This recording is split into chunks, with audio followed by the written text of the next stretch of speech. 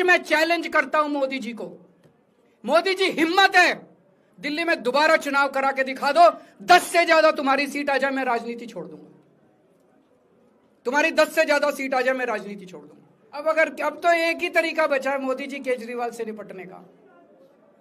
केजरीवाल का कत्ल करवाना पड़ेगा, केजरीवाल की हत्या करवानी पड़ेगी। उसके अलावा अब केजरीवाल आपसे संभलने वाला नहीं है। अब आपके बस का नहीं है केजरीवाल, आपने सब कुछ करके देख लिया, अब केजरीवाल का कत्ल ही करवाना पड़ेगा। कोर्ट का यह कहना है कि इतना टुच्चा केस है, इतना फर्जी केस है, इतना बेकार केस है, इतना गलत केस है। ये मैं नहीं कह रहा, ये भाषा है। आप कोर्ट का ऑर्डर पढ़िए, ये ऑर्डर जो है ये ऐतिहासिक ऑर्डर है। कोर्ट ने कहा है कि इतना फर्जी केस है, इतना फर्जी केस है, एक भी सबूत नहीं है, एक भी गवाह नहीं है कि इसमें मुकदमा भी नहीं चलाया जा सकता। ये पूरा षड्यंत्र किसने रचा, क्यों रचा?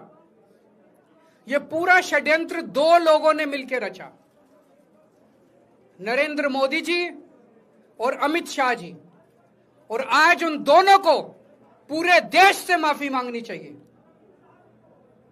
उन दोनों ने मिलकर षड्यंत्र रचा कि आम आदमी पार्टी को खत्म किया जाए, आम आदमी पार्टी को बर्बाद किया जाए। और उस षड्यंत्र के तहत आजाद भारत का सबसे बड़ा और सबसे घिनौना षड्यंत्र रचा उन लोगों ने। वो देख रहे थे कि दिल्ली में वो हमें नहीं हरा सकते। वो देख रहे थे कि दिल्ली की जनता हमारे कामों से बहुत खुश है। वो देख रहे थे दिल्ली में कामों की राजनीति के आधार पे वो कहीं खड़े नहीं होते। तो उन्होंने एक षड्यंत्र रचा। जनता जानती है कि केजरीवाल ईमानदार, उन्होंने कहा केजरीवाल की ईमानदारी पे चोट करो। जनता जानती है कि आम आदमी पार्टी ईमानदारी, उन्होंने कहा आम आदमी पार्टी की ईमानदारी पे चोट करो। उन्होंने आम आदमी पार्टी को खत्म करने के लिए षड्यंत्र रचा और बोले केजरीवाल बेईमान है, केजरीवाल बेईमान है, केजरीवाल बेईमान है। केजरीवाल ने शराब घोटाला किया, केजरीवाल पैसे खा गया, केजरीवाल ने 100 करोड़ रुपए खा लिए। मैंने जिंदगी में केवल ईमानदारी कमाई है, मैंने जिंदगी में केवल इज्जत कमाई है, एक नया पैसा नहीं कमाया मैंने अपनी जिंदगी में। इन लोगों की तरह नहीं हूं मैं। मैंने जिंदगी में एक नया पैसा नहीं कमाया, केवल ईमानदारी कमाई है। और ये उस ईमानदारी के ऊपर चोट करना चाहते थे, उसके लिए इन्होंने षड्यंत्र रचा था। आज कोर्ट के ऑर्डर के बाद ये साबित हो गया देश के सामने, केजरीवाल कट्टर ईमानदार है, मनीष सिसोदिया कट्टर ईमानदार है, संजय सिंह कट्टर ईमानदार है, दुर्गेश कट्टर ईमानदार है, आम आदमी पार्टी कट्टर ईमानदारी है। हम नहीं कह रही है, कोर्ट ने सारे देश के सामने बोला है। कई लोग ये कहते हैं जेल से आने के बाद केजरीवाल चुप क्यों हो गया, केजरीवाल गायब हो गया, केजरीवाल कहां गया। मैं कोई नेता नहीं हूं, मैं कोई पॉलिटिशियन नहीं हूं। पॉलिटिशियन को फर्क नहीं पड़ता, उनको 4 गाली दे दो, मोटी चमड़ी होती है उनकी। मैंने जिंदगी में केवल ईमानदारी कमाई है। मेरे को जब कोई बेईमान बोलता है मुझे फर्क पड़ता है। मेरे को जब जेल भेजा जाता है, मेरे परिवार के ऊपर ताने मारे जाते हैं, मेरे को फर्क पड़ता है। केजरीवाल को फर्क पड़ता है। इसलिए मैंने तय किया था कि जब सारे देश के सामने मैं निर्दोष साबित हो जाऊंगा तब तक मैं चुप रहूंगा। आज मेरे दिल से बहुत बड़ा बोझ उतर गया। मैं मोदी जी को कहना चाहता हूं, मोदी जी, आपने हमारे ऊपर इतने केस कर लिए, आपने ईडी छोड़ दी, आपने सीबीआई छोड़ दी, आपने पुलिस छोड़ दी, आपने इनकम टैक्स छोड़ दिया हमारे पीछे, आपने जेल भेज दिया हमारे 5 सबसे बड़े नेताओं को। एक समय ऐसा था जब आम आदमी पार्टी के सबसे टॉप के 5 नेता जेल में थे एक साथ। उसके बाद भी केजरीवाल का कुछ नहीं बिगाड़ सके।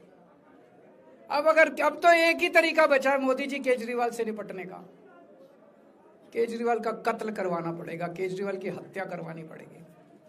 उसके अलावा अब केजरीवाल आपसे संभलने वाला नहीं है।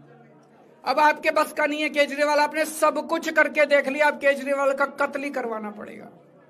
और एक तरीका है, मैं पहले भी बोल चुका, लेकिन वो मोदी जी के बस का नहीं है।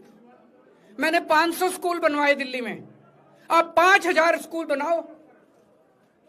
मैंने दिल्ली की सड़कें अच्छी करी, आप पूरे देश की सड़कें ठीक कर दो, देखो केजरीवाल को कोई पूछेगा ही नहीं। केजरीवाल ने 200 मोहल्ला क्लिनिक बनाए, आप 20,000 मोहल्ला क्लिनिक बनाओ। आप तो देश के प्रधानमंत्री हो, अरे अच्छे काम करो ना।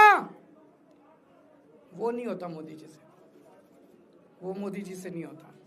मैं उनको कहना चाहता हूं, प्रधानमंत्री जी, केवल सत्ता की जो प्रधानमंत्री मोदी जी की और अमित शाह जी की सत्ता की हवस है, ये उसका नतीजा है जो ये षड्यंत्र रचा गया। हम इंपॉर्टेंट नहीं है, हमारा परिवार भी इंपॉर्टेंट नहीं है, लेकिन मोदी जी और अमित शाह जी के षड्यंत्र का खामियाजा जो दिल्ली भुगत रही है, दिल्ली के 3 करोड़ लोग भुगत रहे हैं, उसकी भरपाई कौन करेगा?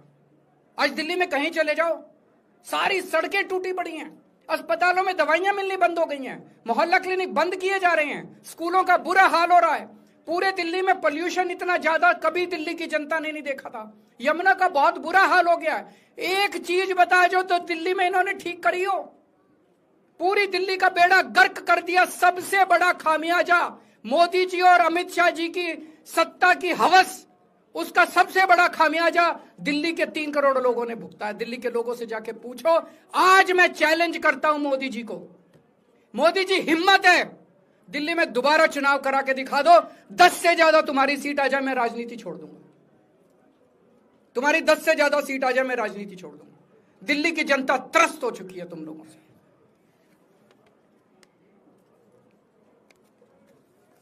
मैं मोदी जी को कहना चाहता हूं, अगर आपने सत्ता हासिल करनी है, कुछ पॉजिटिव काम करके सत्ता हासिल करो। आज देश के सामने इतनी बड़ी बड़ी समस्याएं हैं। आज देश का युवा दुखी है, देश का व्यापारी दुखी है, देश का उद्योगपति दुखी है। आज अमेरिका हमें आंखें दिखा रहा है। मोदी जी की हिम्मत नहीं है जो ट्रंप के खिलाफ एक शब्द बोल दे। ट्रंप के खिलाफ रोज ट्रंप गालियां देता है मोदी जी को, रोज ट्रंप गालियां देता है भारत को, रोज ट्रंप गालियां देता है हमारे देश को। मोदी जी के हमारा प्रधानमंत्री भीगी बिल्ली बना हुआ है। अरे देश संभालिए ना, आपको हमने देश चलाने को दिया था और आप केजरीवाल में उलझ गए, आप आम आदमी पार्टी में उलझ गए। पॉजिटिव काम करके सत्ता हासिल कीजिए, ये नेगेटिव काम करना बंद कीजिए। अगर आपके कोई 1-2 प्रश्न है तो। क्या आपको उम्मीद है कि अब ईडी के मामले को भी? ईडी मामला खत्म हो गया, सीबीआई के मामले के बेस पे ईडी था, वो अब